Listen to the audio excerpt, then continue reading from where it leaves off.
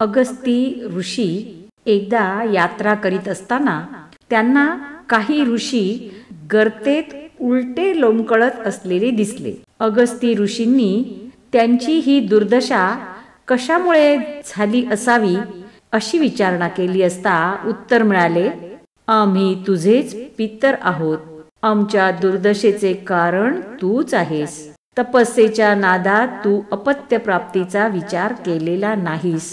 वंशविच्छेद होण्याची वेळ आलेली आहे. तू जोपर्यंत संतती निर्माण करीत नाहीस तोपर्यंत हे दुःख आम्हाला सहन करावे लागणार आहे. अगस्तींनी त्यांचे सांत्वन केले की लवकरच विवाह करून ते त्यांचे मानसिक व शारीरिक अस्वास्थ्य दूर करतील. सत्यधर्मपरायण अगस्तींनी वचनपूर्ती करता स्वतःला अनुरूप अशा वधूचा शोध घेण्यास सुरुवात केली.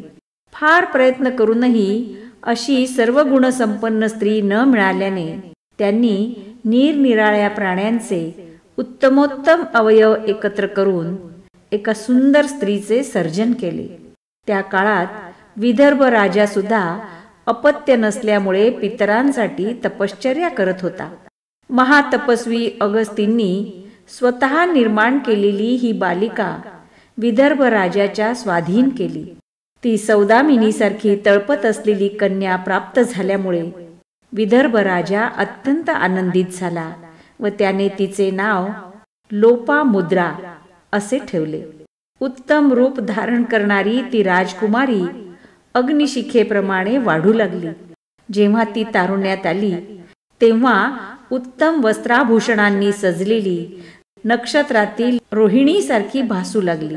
ती शील व सदाचाराने संपन्न असली तरी अगस्तींच्या भीतीमुळे कुठल्याही पुरुषाने तिला वरले नाही. अगस्त्यांच्या जेव्हा लक्षात आले की लोपामुद्रा वयात आली असून पुत्रोत्पत्ती करता तिचे योग्य वय झाले आहे, तेव्हा ते विदर्भ राजाकडे गेले व त्याला सांगितले, तू मला लोपामुद्रा दे, मी तिच्याशी विवाह करणार आहे. राजा थक्कच झाला.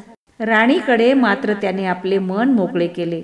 हा महर्षी अगस्ती मोठा शक्तिशाली आहे.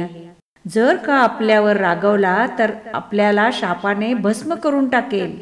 राजा राणी याप्रमाणे दुःखी होऊन बसलेले बघून लोपामुद्रा त्यांच्याजवळ गेली व म्हणाली, आपण माझ्यासाठी दुःख करू नका. तुम्ही मला अगस्त्याला द्या. मुलीचे हे वचन ऐकून राजा विदर्भाने विधिपूर्वक या दोघांचा विवाह करून दिला.